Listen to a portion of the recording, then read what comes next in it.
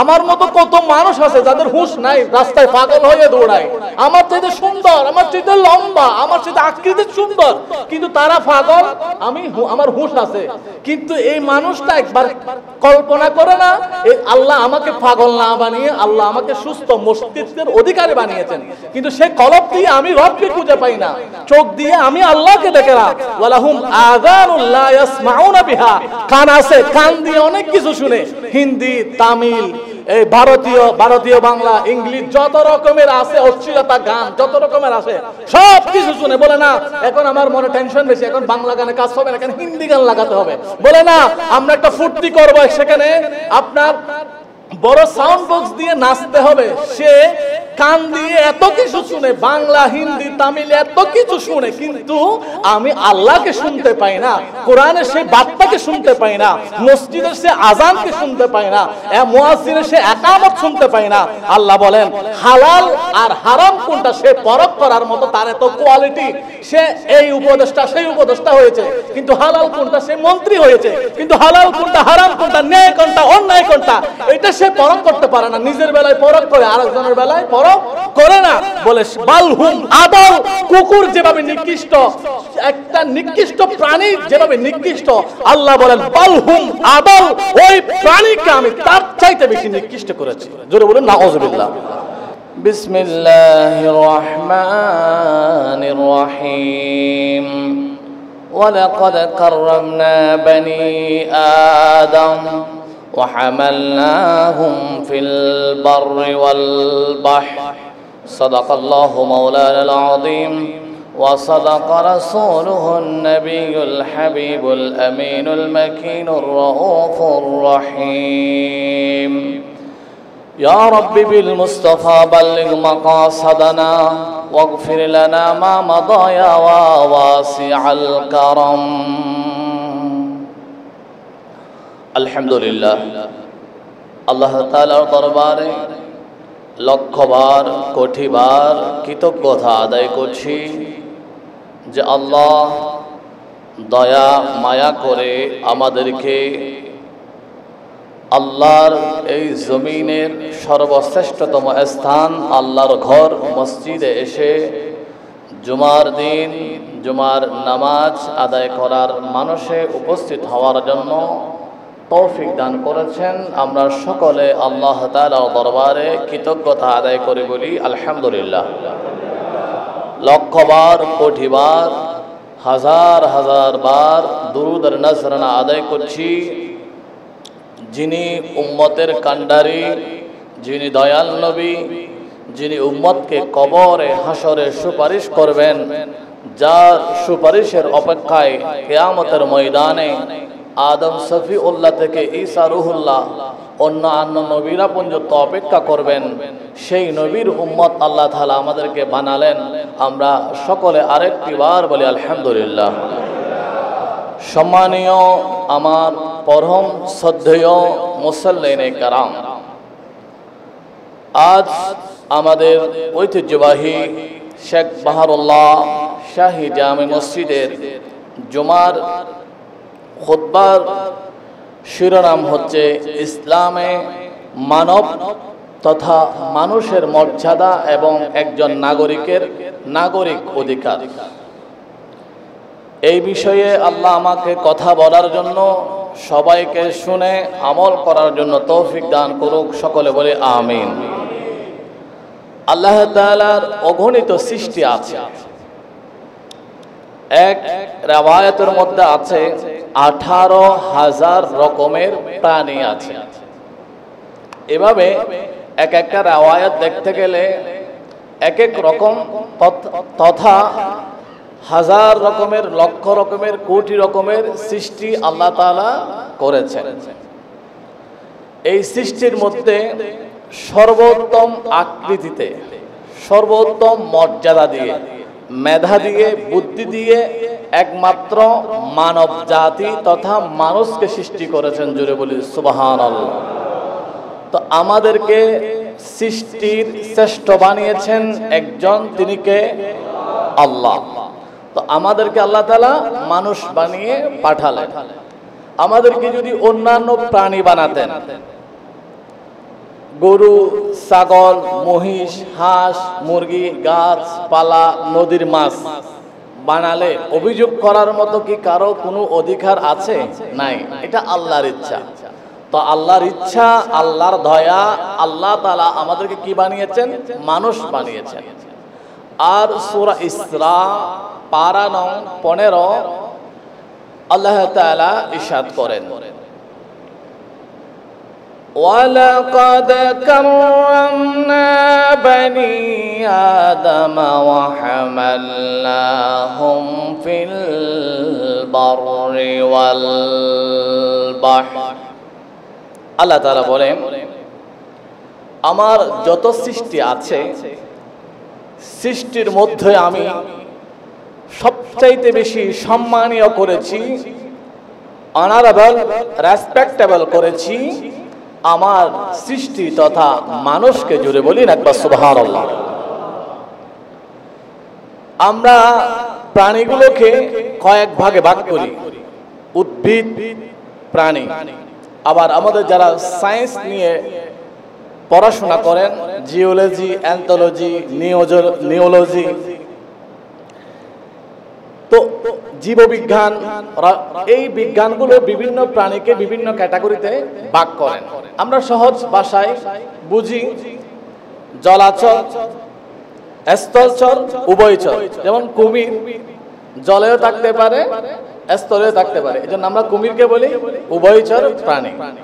আবার কিছু প্রাণী আছে জলচর, মাছ পানিতে থাকতে পারে, পানির বাহিরে থাকতে পারে না। এভাবে এক একটা সৃষ্টি এক এক জায়গার জন্য আল্লাহ তাআলা কি করেছেন? নির্দিষ্ট করেছেন। কিন্তু মানুষ এমন একটা সৃষ্টি, আল্লাহ তাআলার সৃষ্টির যত পরিধি, প্রত্যেক পরিধির কোনায় কোনায় আল্লাহ মানুষকে পৌঁছানোর শক্তি দিয়েছেন। কোথায় মঙ্গল গ্রহ, কোথায় ধূমকেতু, কোথায় বুধ বৃহস্পতি গ্রহ, কোথায় এই গ্রহ, এগুলো আবিষ্কার করে গবেষণা করে করে কোথায় কোন গতি, সব কিছু আল্লাহ তাআলা মানুষকে বের করার জন্য মেধা দিয়েছেন। জুড়ে বলি সুবহানাল্লাহ। এই জন্য আল্লাহ বলেন, আমি মানুষকে এমন সম্মানীয় করেছি, ফিল বাররি ওয়াল বাহরি। কিছু প্রাণীকে আমি শুধু পানিতে থাকার শক্তি দিয়েছি, আর কিছু প্রাণীকে পাহাড়ে থাকার, জলে থাকার শক্তি দিয়েছি। কিন্তু মানুষ এমন একটা প্রাণী, পাহাড় নয়, জল নয়, স্থল নয়, আমি আল্লাহর যত সৃষ্টি আছে সব সৃষ্টির উপর রাজত্ব করার জন্য আমি মানুষকে মেধা দিয়ে দিয়েছি। অন্যান্য প্রাণী কি খায় কি না খায় এটার নির্দিষ্ট কোনো সীমাবদ্ধ নাই, কিন্তু মানুষ কি খাবে কি খাবে না আল্লাহ তাআলা সেটা কি করেছেন? সীমাবদ্ধ করে দিয়েছেন। আমাদের দেশি মুরগির দাম বেশি। আমরা যখন গ্রামে দেখতাম ছোট বাচ্চারা রাস্তার মধ্যে যখন বাথরুম করতো, দেখতাম দেশি মুরগি সেই বাচ্চাদের বাথরুম গুলো খেয়ে ফেলতো। মানে দেশি মুরগি বুঝে না কোন বাচ্চাদের বাথরুম খেয়ে নেওয়া, মলমূত্র এগুলো খেয়ে নেওয়া, সেটা কি বুঝার দেশি মুরগির শক্তি নাই। কিন্তু এই যে আমরা কি খাবো কি খাবো না, আমাদের খাবার কখনো অপবিত্র হবে না। আল্লাহ সুবহানাহু ওয়া তাআলা এর পরের আয়াতে বলেন, ওয়ারাযাকনাহুম মিনাত তাইয়্যিবাতি ওয়া ফাদ্দালনাহুম আলা কাসীর। আমি মানুষের রিজিকটাকে পবিত্র করে দিয়েছি। মানুষ যে খাবারগুলো খাবে, এই খাবারের ম্যানুয়ালের মধ্যে, খাবারের শিডিউলের মধ্যে কোনো অপবিত্র বস্তু নাই। তবে হ্যাঁ, সুদ, ঘুষ এগুলো দেখতে পাক হলেও এগুলো হাকিকাতান না পাক। এগুলো মানুষ খায় আল্লাহর অবাধ্য হয়ে। আল্লাহ তাআলা মানুষকে খাওয়ানোর জন্য যত কিছু সৃষ্টি করেছেন সবগুলো কি পবিত্র। এরপরে বিশাল হাতি, এই হাতি বানানোর জন্য আল্লাহ কোনো পরামর্শ সভা ডাকে নাই। বিশাল নীল তিমি, একটা হাতিকে একবারে খাইতে পারবে, সে প্রাণী হচ্ছে নীল তিমি। এই নীলতিমিকে বানানোর জন্য আল্লাহ, আমরা এখানে যদি 5,000 7,000 মানুষ হই, শেখ বাহারুল্লাহ মসজিদে যদি 7,000 মুসল্লি এক পাশে রাখে, এক পাল্লায় রাখে, তাহলে একটা নীলতিমির এক পাশ যদি এক পাল্লায় রাখে, তাহলে 5,000 মানুষের ওজনের চাইতে নীলতিমির ওজন বেশি হবে। নীলতিমিকে এত বেশি পরিধি দিয়ে সৃষ্টি করেছেন কে? আল্লাহ। এই নীলতিমি বানানোর জন্য আল্লাহ কি রাখে নাই? পরামর্শ সভা ডাকে নাই। আল্লাহর সৃষ্টির মধ্যে যত সৃষ্টি আছে সবগুলোকে আল্লাহ তাআলা ইদা আরাদা আন ইয়াকুলা লাহু কুন ফায়াকুন, কোরআন বলে আল্লাহ তাআলার যখনই ইচ্ছা হয়েছে আল্লাহ বলেছেন কুন, তুমি হয়ে যাও, সেটা হয়ে গিয়েছে। কিন্তু আল্লাহ মানুষকে সৃষ্টি করার জন্য একটা পরামর্শ সভা ডেকেছেন। জোরে বলুন। সূরা বাকারার 30 নং আয়াত আল্লাহ সুবহানাহু ওয়া তাআলা বলেন, وَإِذْ قَالَ رَبُّكَ لِلْمَلَائِكَةِ إِنِّي جَاعِلٌ فِي الْأَرْضِ خَلِيفَةً, আল্লাহ তাআলা আরশ আল্লাহর মধ্যে সমস্ত ফেরেশতাদেরকে আহ্বান করলেন, এ ফেরেশতারা, আমি আমার বান্দা বানাবো, মানুষ বানাবো, তোমাদের কোনো বক্তব্য আছে কিনা? এবার ফেরেশতারা বলবে, আয় বারে ইলাহি, আপনি চাইলে বানাতে পারতেন, কিন্তু আমাদের সাথে আপনি পরামর্শ সভা ডেকেছেন, আমাদের কাছ থেকে আপনি অভিমত নিচ্ছেন, আমাদের অভিমত হচ্ছে, আমাদের ভোট হচ্ছে, আমাদের রায় হচ্ছে আপনি পৃথিবীতে মানুষ বানাবেন না। বলে আমি কেন মানুষ বানাবো না? ফেরেশতারা যুক্তি দিচ্ছে, আল্লাহ আতাজালু ফিহা মান ইউফসিদু, তারা জমিনে গিয়ে রক্তপাত করবে, একজন আরেকজনকে হত্যা করবে, মারবে, ঝগড়া ফাসাদ করবে, ওয়াসফিকুদ দিমা, একজনের জান আরেকজন নিয়ে নিবে, ওয়ানাহনু নুসাব্বিহু, আমরা আপনার পবিত্রতা ঘোষণা করি, আপনার ইবাদত করি, আপনার ইবাদত করার আর কোনো মানুষের দরকার নাই, এজন্য আপনি আমাদেরকে বানিয়েছেন, আমরা ইবাদত করছি, আপনি আর কোনো মানুষ বানাবেন না। ফেরেশতাদের এই উত্তর আল্লাহ তাআলার পছন্দ হয় নাই। এবার আল্লাহ তাআলা এক মুষ্টি পরিমাণ মাটি দিয়ে আদম সফিউল্লাহকে সৃষ্টি করলেন। সৃষ্টি করার পরে আল্লাহ তাআলা বসিয়ে রাখলেন। এবার ফেরেশতাদেরকে বলবেন, এ ফেরেশতারা, তোমরা এই মানবের কাছে যাও, মানবের কাছে গিয়ে তোমরা তোমাদের জ্ঞানের পরীক্ষা দাও। এখন ফেরেশতারা আদম সফিউল্লাহর পাশাপাশি বসলেন। আল্লাহ তাআলা জিজ্ঞাসা করলেন, এ ফেরেশতারা, তোমরা এগুলোর নাম বলো। ফেরেশতারা বলবে, লা আলামু, আমরা এগুলোর নাম জানি না। এবার আল্লাহ তাআলা আদম সফিউল্লাহকে জিজ্ঞাসা করলেন, এ আদম সফিউল্লাহ, তোমরা এগুলোর নাম বলো। আদম আলাইহিস সালাম বলে দিলেন, এটার নাম আসমান, এটার নাম জমিন, এটার নাম রব, এটার নাম সমুদ্র। আল্লাহ তাআলা আজ জমিন সবকিছু, আসমান সবকিছু বলে দিলেন। এবার আল্লাহ তাআলা বলেন, ইন্নী আলামু মা লা তাআলামুন, দেখেছো তোমাদের চাইতে মানুষকে আমি আল্লাহ শ্রেষ্ঠ সৃষ্টি করে বানিয়েছি, এজন্য তোমরা আদম নবীকে সিজদা করো। আল্লাহ তাআলা এভাবে প্রথম সভা ডেকে, পরামর্শ সভা ডেকে ফেরেশতাদের সাথে পরামর্শ করে আল্লাহ তাআলা মানুষকে সৃষ্টি করে মানুষের শ্রেষ্ঠত্ব ফেরেশতাদের উপর প্রমাণিত করেছে। আর কোন সৃষ্টির ক্ষেত্রে এটা হয় নাই। বিশাল বিশাল পাহাড় আছে, একটা পাহাড় যদি 1 লক্ষ মানুষের উপরে পড়ে, 1 লক্ষ মানুষ মারা যাবে। এত বড় বড় পাহাড়, এভারেস্ট পাহাড়, মহেশখালীর পাহাড়, খাগড়াছড়ির পাহাড়, সাজেকের পাহাড়, রাঙ্গামাটির পাহাড়, কত বড় বড় পাহাড়। এই যে এত বড় পাহাড় আল্লাহ তাআলা সৃষ্টি করার সময় কোনো পরামর্শ করে নাই। খাগড়াছড়ি একটা আলোটিলা গুহা আছে, ওই আলোটিলা গুহার মধ্যে ঢুকলে মনে হবে এই পাহাড়টা যদি আমাকে যদি 1 সেকেন্ডের জন্য চাপ দেয়, আমি এখানে আর বাঁচবো না। ওই আলোটিলা গুহার মধ্যে ঢুকলে মানে একটা পাহাড়ের তুলনায় একজন মানুষ কত ক্ষুদ্র হতে পারে। আলোটিলা গুহা এটা একটা প্রাকৃতিক গুহা। তো এই যে এত বড় পাহাড় সৃষ্টি করার সময় আল্লাহ তাআলা কি করেন নাই? পরামর্শ করেন না। কিন্তু মানুষ সৃষ্টি করার সময় আল্লাহ কি করেছেন? পরামর্শ করেছেন। তার মানে আল্লাহ তাআলা মানুষের স্থান, মানুষের মর্যাদা সব সৃষ্টির উপর দান করেছেন। জোরে বলি সুবহানাল্লাহ। এবার আল্লাহ তাআলা বলেন, আমি তো মানুষকে সর্বোত্তম করে বানিয়েছি। আল্লাহ তাআলা সূরা ৩ আমরা হয়তো অনেকেই জানি। আল্লাহ তাআলা বলেন, লাকাদ খালাকানাল ইনসানা ফি আহসানি তাকওয়িম। আমি মানুষকে সবচেয়ে বেশি সুন্দর করেছি, বেস্ট কোয়ালিটি, বেস্ট কোয়ালিফাই, শুধু কোয়ান্টিটি নয়, কোয়ালিটি আমি দিয়েছি, বেস্ট কোয়ালিটি দিয়েছি আমি ওমেন, মানুষকে দিয়েছি, আমি ম্যানকে দিয়েছি। এত কোয়ালিটি, এত সৌন্দর্য আমি মানুষকে দিয়েছি। এই মানুষের সৌন্দর্যের কাছে সব কিছু হার মানবে, মানুষের মেধার কাছে সব কিছু হার মানবে। কিন্তু মানুষ কোনো বাঘ, কোনো হরিণ সুন্দর হওয়ার জন্য পার্লারে যায় না, কাটিং করে না, আইব্রো, এটাকে কি বলে, ব্রো, যেটাকে ব্রো ফ্লাগ, এগুলো করে না কোনো হরিণ সুন্দর হওয়ার জন্য, কিন্তু পার্লারে যায় না। কিন্তু আমাদের মা বোন এত সুন্দর করে, আল্লাহ বলেন আমি সবচেয়ে বেস্ট কোয়ালিফাই করেছি, তারপরে বলে না আল্লাহর এই কোয়ালিফাই মানে না, আজকে পার্লারে গিয়ে আমার এগুলো কাটিং করতে হবে, ব্রু কাটিং করতে হবে। আল্লাহর এই কোয়ালিটিকে বৃদ্ধাঙ্গুল দেখিয়ে আমাদের মা বোনরা এই যে ব্রু ফ্লাগ, যেগুলো এগুলো আমি নামও ভালো করে জানি না, এভাবে করে আল্লাহর সৌন্দর্যকে কি করে বিকৃত করে। আবার অনেকেই তো আছে মানুষ থাকতে ইচ্ছা করে না, সে কুকুর সেজে যায়, মানুষ থেকে কুকুর সাজতে তার 500 সার্জারি করতে হয়, এরকম আছে না?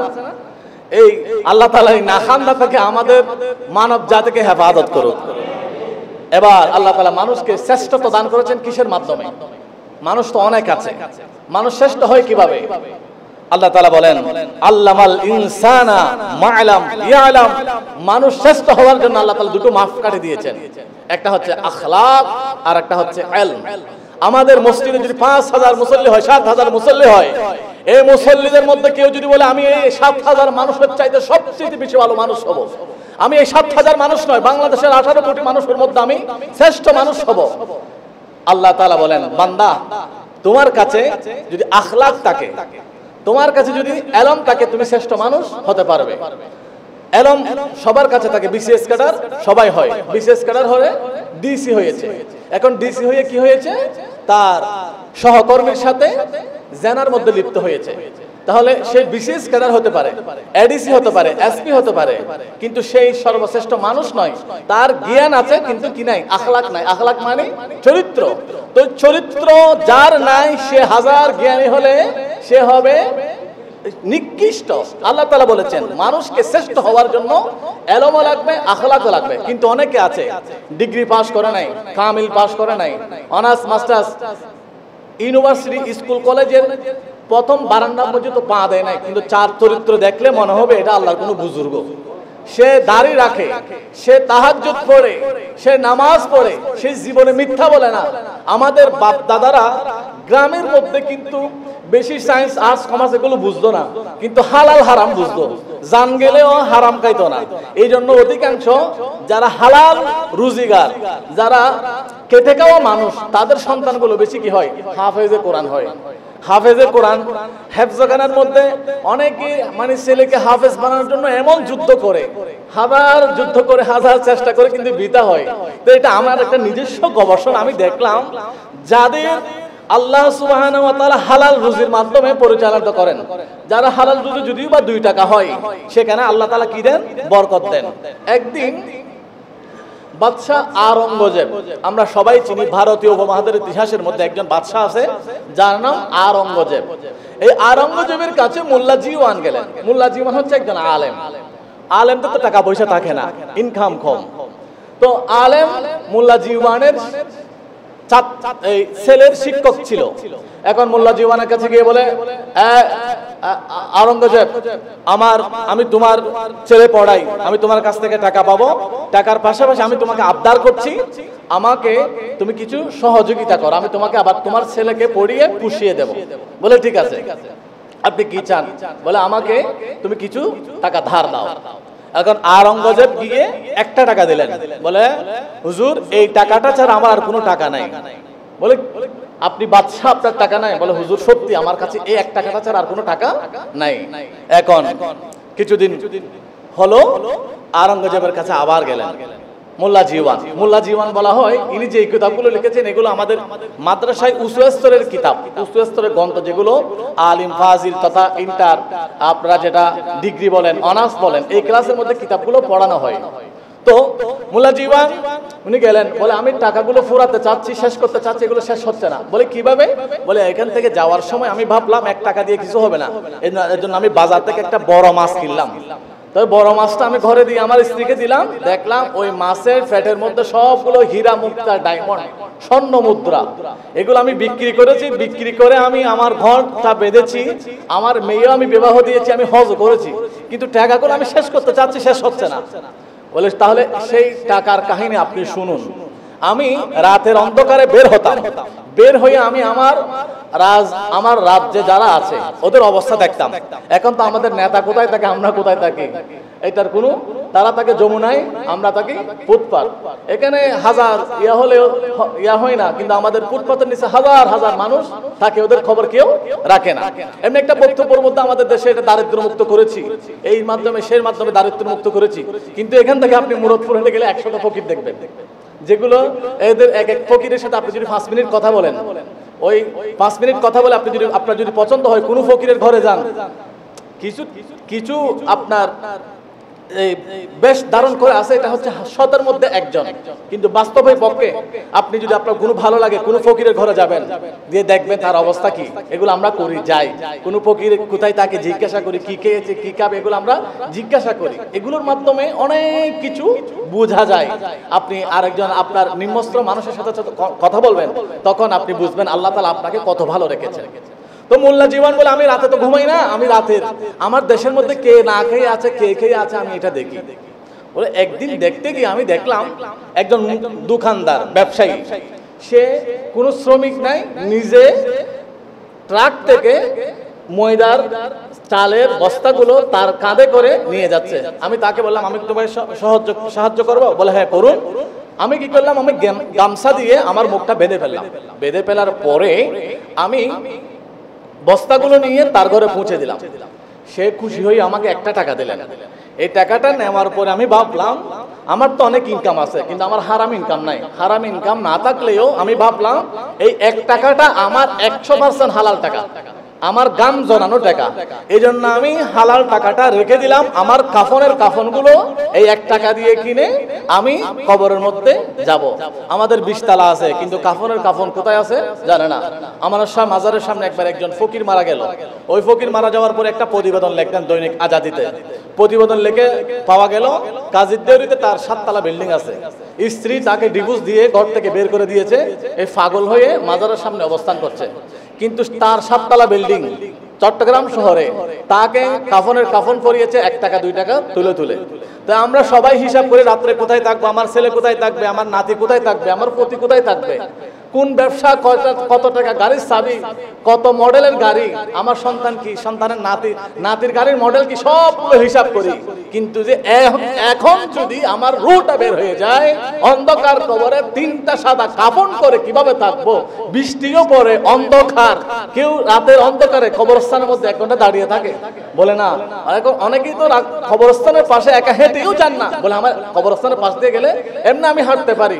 ডায়াবেটিস হলে মানুষ হাসতে বলে, ডাক্তার বলে আপনি এক্সারসাইজ করুন, 30 মিনিট হাঁটা এটা সুস্থ থাকার একটা মাধ্যম। বলে আপনি দৈনিক 30 মিনিট হাঁটুন, আস্তেও না জোরেও না, মধ্যম পন্থায় আপনি হাঁটুন। তো এই জন্য মানুষ আমরা হাঁটি, কিন্তু কবরস্থানের চতুর্পাশে যদি হাঁটতে বলা হয়, বলে না আমি এটা পারবো না, আমি প্রয়োজনে আবাসিকের রাস্তায় হাঁটবো, কবরস্থানের পাশে হাঁটবো না। বলে কেন?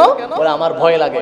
তো আপনি 1 ঘন্টা হাঁটতে যেখানে ভয় লাগে, সেখানে আপনি 100 বছর 1 লক্ষ বছর, পৃথিবীর আজকে বয়স কত, এত হাজার লক্ষ বছর আপনি কিভাবে থাকবেন এখানে? সুতরাং হালাল রুজির, হালাল ইনকামের কোনো বিকল্প নাই। এবার মোল্লা জীবন বাদশাহ আলমগীর আওরঙ্গজেব বলে হুজুর এটা আমার হালাল 100% হালাল টাকা। আর আমার আল্লাহ তো বলেছেন ওয়ারাযাকনাহুম মিনাত তাইয়্যিবাত, আল্লাহ মানুষের রিজিক দিয়েছে সেটা হালাল। আর মানুষ যদি হালাল রিজিক তালাশ করে, ওই হালাল রিজিক 100 টাকার মধ্যে আমার আল্লাহ 20 টাকার বরকত দেয়। এটা হচ্ছে সেই টাকা যেটা আমার 100% হালাল। তো মানুষকে আল্লাহ শ্রেষ্ঠ বানিয়েছেন সৃষ্টির মধ্যে। মানুষ যদি হালাল রুজি, আখলাক এবং এলমের মাধ্যমে মানুষ যদি জীবন যাপন করে, আমার আল্লাহ তাকে আরো সর্বোচ্চ মর্যাদা দিয়ে আরো বেশি সম্মানীয় করবেন। জুড়ে বলি সুবহানাল্লাহ।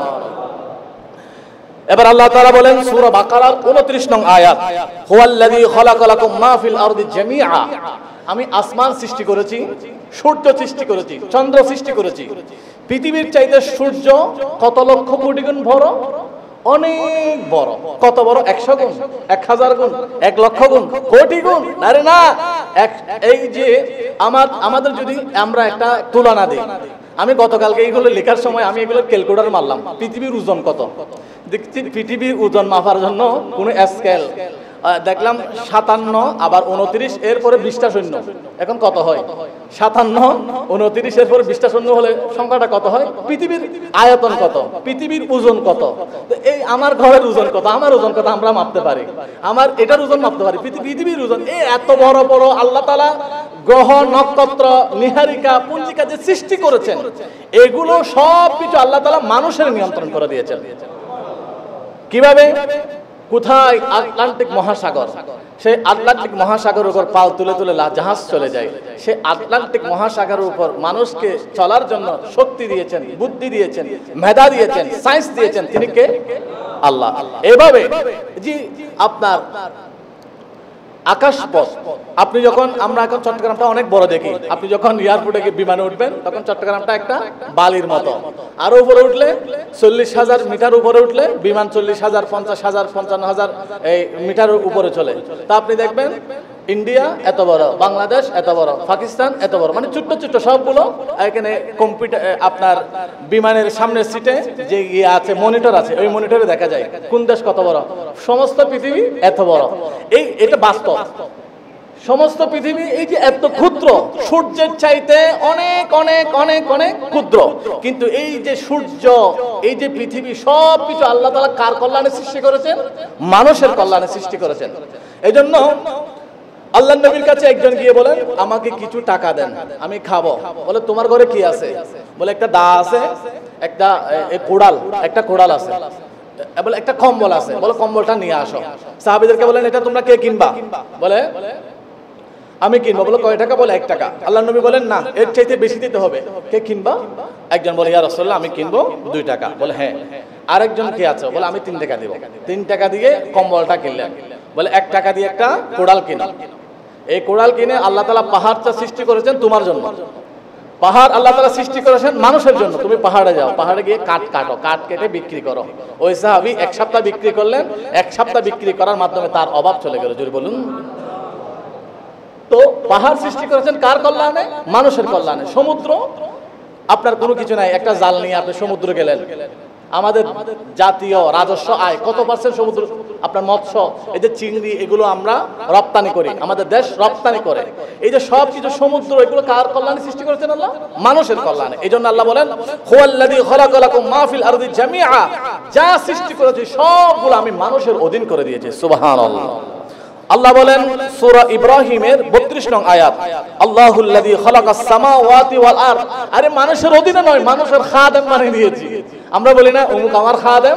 আল্লাহ বলে, সূর্য তোমার খাদেম, সাগর তোমার খাদেম, সমুদ্র তোমার খাদেম। তুমি তোমার মেধা কাজে লাগাও, দেখবা সমস্ত সৃষ্টি তোমার খেদমত করবে। জোরে বলুন সুবহানাল্লাহ। আল্লাহ, আপনি সূর্য কিভাবে কেন তুলেন? সূর্য কেন তুলেন? সূর্য মানুষের ভিটামিন ডি হওয়ার জন্য। 1 সপ্তাহ সূর্যের আলো না পেলে মানুষের ভিটামিন ডি সংকট পড়ে যাবে। মানুষের ভিটামিন ডি, যখন করোনা হয়েছে, মানুষ যখন ঘর থেকে বের হয় নাই, তখন মানুষকে কি দিয়েছে? মানে ভিটামিন ডির জন্য ভিটামিন ডি সাজেস্ট করেছেন। কারণ রোদ থেকে মানুষের কি হয়? ভিটামিন ডি পাই। বলে, রোদ তো আমি দিয়েছি তোমাকে ভিটামিন দেওয়ার জন্য। এই যে রোদের আলো তোমার শরীরে যদি না লাগে, তাহলে তুমি তো পুষ্টিহীনতায় ভুগবা, তুমি তো স্বাস্থ্যহীনতায় ভুগবা। এই যে সূর্য আল্লাহ দিয়েছেন কিসের জন্য? মানুষের কল্যাণের জন্য। এভাবে সব সৃষ্টি আল্লাহ সুবহানাহু ওয়া তাআলা মানুষের কল্যাণে সৃষ্টি করেছেন। সেই মানুষ আল্লাহ তাআলা আমাদেরকে বানিয়েছেন। একবার বলুন সুবহানাল্লাহ। এবারে কিছু মানুষের এক্সেপশনাল মর্যাদা, মানে অনন্য মর্যাদা আল্লাহ তাআলা মানুষকে দিয়েছেন। 1 নম্বর, আল্লাহ কোন সৃষ্টিকে খলিফা বলেন নাই, প্রতিনিধি বলেন নাই, কিন্তু আল্লাহ মানুষকে বলেছেন জাইলুন ফিল আরদি খলিফা। মানুষগুলো আমি আল্লাহর প্রতিনিধি, আমি আল্লাহর খলিফা। কে? মানুষ। মানুষকে আল্লাহর খলিফা বলেছেন। এরপরে আল্লাহ বলেন, আল্লাহ তো অনেক সৃষ্টি আছে, যেমন ফেরেশতারা নিষ্পাপ, মাসুম। এখন ফেরেশতা শ্রেষ্ঠ নাকি মানুষ শ্রেষ্ঠ? শুধু ফেরেশতা নয়, সমগ্র ফেরেশতা যদি একত্র করা হয়, সমস্ত ফেরেশতার চাইতে আমার আল্লাহ আল্লাহর একজন প্রিয় বান্দাকে বেশি শ্রেষ্ঠত্ব দান করেছেন। তাহলে ফেরেশতার চাইতে মানুষ কি শ্রেষ্ঠ, কারণ ফেরেশতারা আল্লাহকে দেখে বিশ্বাস করে আর মানুষ আল্লাহকে না দেখে বিশ্বাস করে। এজন্য আল্লাহ তাআলা মানুষকে শ্রেষ্ঠত্বের চাদরে আবৃত করার জন্য, আল্লাহ শ্রেষ্ঠত্বের চাদরে রাখার জন্য আল্লাহ তাআলা বলেন ওয়ালা তাকফু মা লাইসা লাকা বিহি ইলমুন, মানুষের যে বিষয়ে জ্ঞান আছে সে সেই বিষয়ে কথা বলবে। অনর্থক কথা বলার কারণে মানুষ কি পড়ে, বিপদে পড়ে।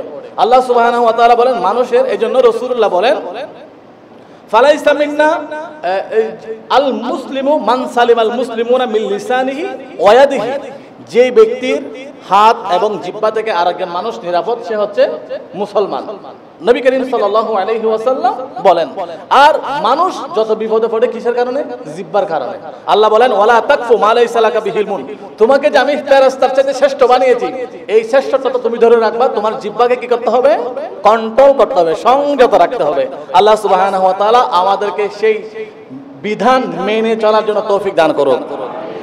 আল্লাহ সুবহানাহু ওয়া তাআলা মানুষকে ভাষা দিয়েছেন, সেই বালাগাত দিয়েছেন, ফাসাহাত দিয়েছেন। এত সমৃদ্ধ ভাষা আল্লাহ কোন সৃষ্টিকে দেন নাই। প্রত্যেকের ভাষা আছে, কিন্তু মানুষের মতো সুন্দর ভাষা আল্লাহ বলেন ইন্না আনজালনাহু কুরআনান আরাবিয়্যা, আমি কোরআন অবতীর্ণ করেছি কোন ভাষায়, আরবি ভাষায়। মানুষকে কথা বলার জন্য আমি কি দিয়েছি, বাক, আমি স্বাধীনতা দিয়েছি যে একটা কথা বলার জন্য। এটা কোন সৃষ্টিতে আল্লাহ তাআলা দেন নাই। এই জন্য আল্লাহ বলেন ওয়ালা তাকুলু আমওয়ালাকুম বাইনাকুম বিল বাতিলি, তবে শর্ত হচ্ছে তোমরা অন্যায়ভাবে কারো সম্পদ কি করবে না, গ্রাস করবে না। আর অন্যায়ভাবে তুমি যদি সম্পদ গ্রাস করো তাহলে শ্রেষ্ঠত্বর চাদর থেকে তুমি কোথায় চলে যাবা, সেটা আল্লাহ বলেন সূরা আরাফের 179 নং আয়াত। এতগুলো আল্লাহ তাআলা শ্রেষ্ঠত্ব দেওয়ার পরেও কিছু মানুষ আছে কুকুরের চাইতে নিকৃষ্ট, কিছু মানুষ আছে গাধার চাইতে নিকৃষ্ট। এতগুলো শ্রেষ্ঠত্ব, এই যে শ্রেষ্ঠত্বের উপর আমি তো এখানে অনেক আয়াত, প্রায় 50টা আয়াত কোট করেছি, আপনাদেরকে বলেছি মাত্র 13টা। তো এই যে 50 আয়াতে আল্লাহ তাআলা 50টা এক্সেপশনাল কোয়ালিফাই আল্লাহ তাআলা যে মানুষকে দিয়েছেন, এতগুলো দেওয়ার পরেও আল্লাহ বলে কিছু মানুষ আছে তার চাইতে নিকৃষ্ট। আল্লাহর যত নিকৃষ্ট প্রাণী আছে এই প্রাণীর চাইতে নিকৃষ্ট বলে কারা, সূরা আরাফের 179 নং আয়াত আল্লাহ তাআলা বলেন ওয়ালাকাদ যারানা লিজাহান্নামা কাসীরাম মিনাল জিন্নি ওয়াল ইনস, কিছু মানুষের জন্য আমি জাহান্নাম নির্ধারণ করে রেখেছি। বলে কি রকম, তারা কি রকম মানুষ, বলে কুলুবুহুম লা ইয়াফকাহুনা বিহা, তাদের কলব আছে কিন্তু কলবের অনুভূতি নাই। তাদা আলাহুম আয়ুনুল লা ইউবসিরুনা বিহা, তাদের চোখ আছে, চোখ দিয়ে দেখে কিন্তু আঁধা। বলে কি রকম আঁধা, আইয়ামে জাহিলিয়া মানে অন্ধকারাচ্ছন্ন যুগ। অন্ধকারাচ্ছন্ন যুগ, তখন কি সূর্য ছিল না, সূর্য ছিল, কিন্তু অন্ধকারাচ্ছন্ন কেন বলা হয়, ন্যায় নীতি হালাল হারাম এটা পরখ করার মতো মানুষের মেধা, এই যে মানুষের মেধাগুলো ছিল কিন্তু তারা করত না। আল্লাহ বলেন তাদের চোখ আছে কিন্তু চোখ দিয়ে তারা আমি আল্লাহকে দেখে না। সে তার ঘরের পাশে পুকুর দেখে, অমুকের বিল্ডিং দেখে, অমুকের সম্পদ দেখে, উত্ত্যক্ত করার জন্য রাস্তার মধ্যে নারী দেখে, এত কিছু সে চোখ দিয়ে দেখে, কিন্তু এই চোখটা যেই সৃষ্টি করেছে ওই রবকে সে চোখ দিয়ে দেখে না। এত কলব দিয়ে তার কলবের মধ্যে কতক্ষণ গাছ, কতক্ষণ এই, কতক্ষণ সেই, এত কিছু কল্পনা আসে, কিন্তু কলবের মধ্যে আমার আল্লাহ, আমি আল্লাহর কল্পনাটা আসে না, কলবের মধ্যে এটা আসে না। এই যে কলবটা আমাকে আল্লাহ তাআলা দিয়েছেন। আমার মতো কত মানুষ আছে যাদের হুঁশ নাই, রাস্তায় পাগল হয়ে দৌড়ায়, আমার চাইতে সুন্দর, আমার চাইতে লম্বা, আমার চাইতে আকৃতি সুন্দর, কিন্তু তারা পাগল, আমার হুঁশ আছে। কিন্তু এই মানুষটা একবার কল্পনা করে না, এই আল্লাহ আমাকে পাগল না বানিয়ে আল্লাহ আমাকে সুস্থ মস্তিষ্কের অধিকারী বানিয়েছেন, কিন্তু সে কলব দিয়ে আমি রবকে খুঁজে পাই না, চোখ দিয়ে আমি আল্লাহকে দেখে না। ওয়ালাহুম আযানুল লা ইয়াসমাউনা বিহা, কান আছে, কান দিয়ে অনেক কিছু শুনে, হিন্দি, তামিল, এই ভারতীয় বাংলা, ইংলিশ, যত রকমের আছে অশ্লীলতা গান, যত রকমের আছে সব কিছু শুনে। বলে না এখন আমার মনে টেনশন বেশি, এখন বাংলা গানে কাজ হবে না, এখন হিন্দি গান লাগাতে হবে। বলে না আমরা একটা ফুর্তি করবো, সেখানে আপনার বড় সাউন্ড বক্স দিয়ে নাচতে হবে। সে কান দিয়ে এত কিছু শুনে, বাংলা, হিন্দি, তামিল এত কিছু শুনে, কিন্তু আমি আল্লাহকে শুনতে পাই না, কোরআনের সেই বার্তাকে শুনতে পাই না, মসজিদের সে আজানকে শুনতে পাই না, মুয়াজ্জিনের সে ইকামত শুনতে পাই না। আল্লাহ বলেন হালাল আর হারাম কোনটা সে পরখ করার মতো তার এত কোয়ালিটি, সে এই উপদেষ্টা সেই উপদেষ্টা হয়েছে, কিন্তু হালাল কোনটা সে মন্ত্রী হয়েছে, কিন্তু হালাল কোনটা হারাম কোনটা ন্যায় কোনটা অন্যায় কোনটা এটা সে পরখ করতে পারে না। নিজের বেলায় পরখ করে, আরেকজনের বেলায় পরখ করে না। বলে বালহুম আদল, কুকুর যেভাবে নিকৃষ্ট, একটা নিকৃষ্ট প্রাণী যেভাবে নিকৃষ্ট, আল্লাহ বলেন বালহুম আদল, ওই প্রাণীকে আমি তার চাইতে বেশি নিকৃষ্ট করেছি। জোরে বলুন নাউযুবিল্লাহ। এই আয়াতের ব্যাখ্যা ইমাম আহমদ রাজা ফাজলে বেরলভী রাদিয়াল্লাহু তাআলা আনহু বলেন, নিকৃষ্ট মানুষ বলতে কারা? এখানে তো আয়াতে অনেক কিছু বর্ণনা করেছেন। আল্লাহ বলেন দিল হে ও দিল জো তেরি याद से मामूर रहा, सर है वो सर जो तेरी कदमों पे कुर्बान आ गया। যার দিলের মধ্যে নবীর মুহাব্বত নাই সে হচ্ছে সর্বনিকৃষ্ট মানুষ। কারণ নবীর কলবের মধ্যে যদি নবীর মুহাব্বত চলে আসে, তার কলবের মধ্যে সব কিছু চলে আসে। এইজন্য নবীকে ভালোবাসা আল্লাহ তাআলা আমাদের উপর কি করে দিয়েছেন? ফরজ করে দিয়েছেন। তাহলে আমরা জানলাম আল্লাহ তাআলা যে বিভিন্ন সৃষ্টি করেছেন, সৃষ্টির মধ্যে সর্বোত্তম মর্যাদা দিয়ে আল্লাহ সৃষ্টি করেছেন কাদেরকে? মানুষকে। এবার সেই মানুষের অধিকার নিয়ে কিছু কথা বলবো 5 মিনিট। মানুষকে আল্লাহ সুবহানাহু ওয়া তাআলা শ্রেষ্ঠ করেছেন, শ্রেষ্ঠত্বের কিছু মাপকাঠি, কিছু চরিত্র আল্লাহ তাআলা বলে দিয়েছেন। তাহলে মানুষ আমরা কি দেশের একজন নাগরিক। এখন আমরা কোন কোন অধিকারগুলো আমরা পাবো? আল্লাহ তাআলা আমাদেরকে অনেক অনেক অধিকার দিয়েছে। মানুষ হিসাবে, একজন নাগরিক হিসাবে, একজন দেশের নাগরিক হিসাবে আমরা কি পাবো? আমাদের কিছু পাওয়ার আছে। এক নম্বর হচ্ছে চলাফেরার অধিকার, নিরাপত্তা পাওয়ার অধিকার।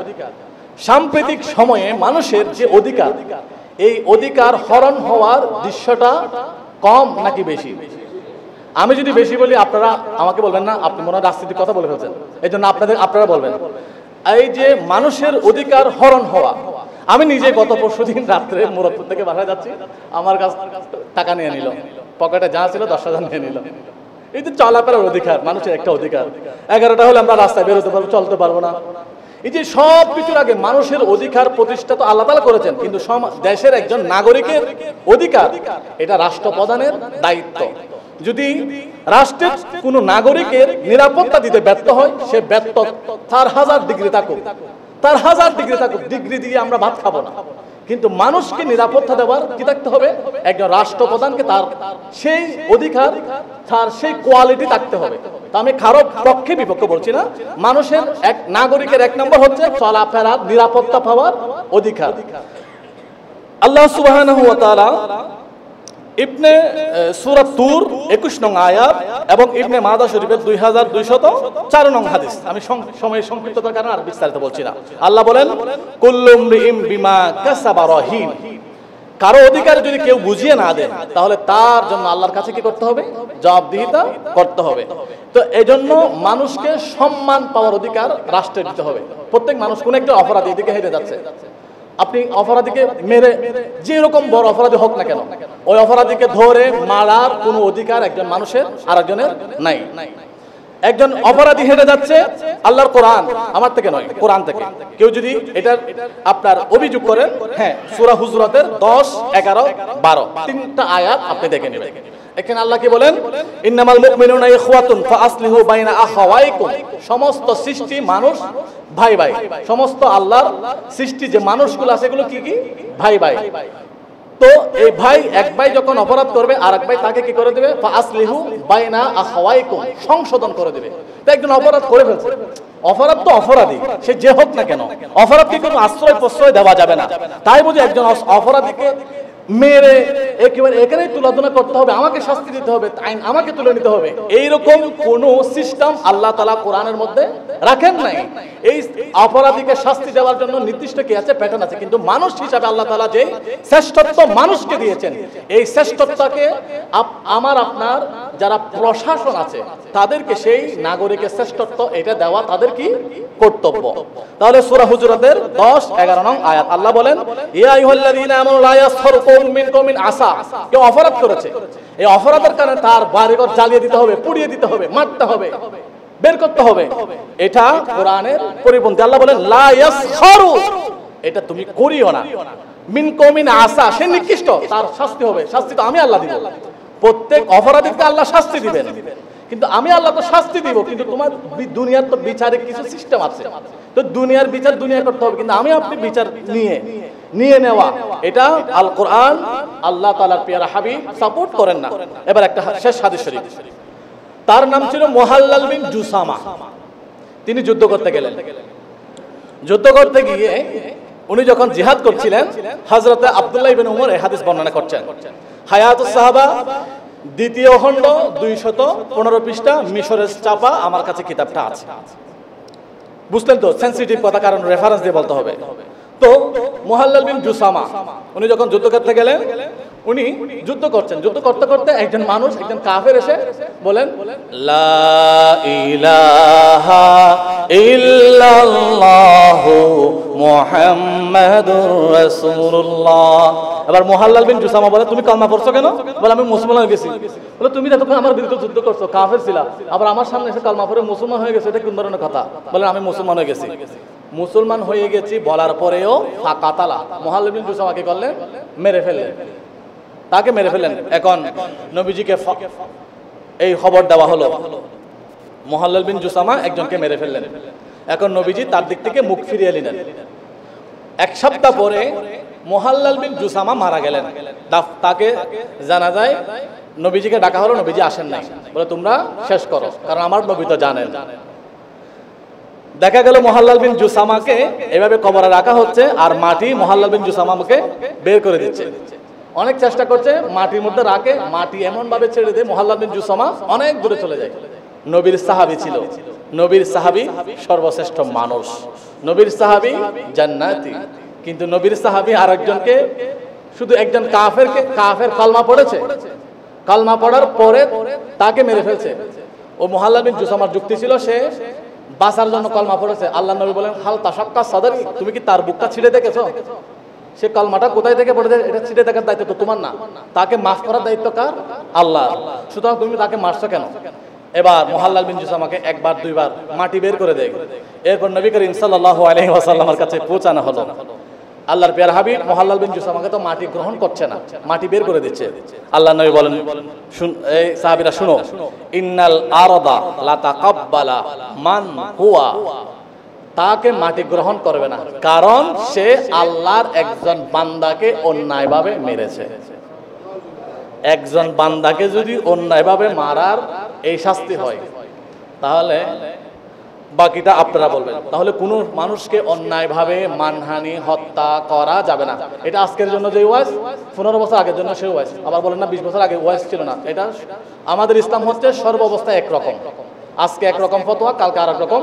আজকে অমুক দিন সুদীকে জাহান্নামী বলে গালি দেবো, আবার সুদীকে জান্নাতে সর্দার বানাই দিব। এই ওয়াজ আলেমদের মুখে হতে পারে না। অনেকে বলে না শুধু এটা জান্নাতে যাবে, আর বলে না এটা এটা জান্নাতের, আল্লাহ তার নবীকে যেভাবে পাঠিয়েছেন এই মানুষকে সেভাবে পাঠিয়েছেন। এই যে শরীয়ত, এটা মানুষের মুখের কথার মাধ্যমে পরিবর্তন করা যাবে না। শরীয়ত পুরাণে তাকে আরো জনগণকে, আমার বক্তব্যর সাবস্টেন্স মূল কথা, মানুষের মর্যাদা সর্বোচ্চ দিয়েছেন কে? আল্লাহ। এরপরে মানুষের কিছু অধিকার আছে আল্লাহ সুবহানাহু ওয়া তাআলা, আল্লাহ যে অধিকার দিয়েছেন সেগুলো আমরা এলম এবং আখলাকের মাধ্যমে ধরে রাখবো, আর রাষ্ট্রের যে অধিকার সেগুলো আমরা কামনা করি। সকলে বলুন আমিন। ওয়াসসালামু আলাইকুম ওয়া রাহমাতুল্লাহ।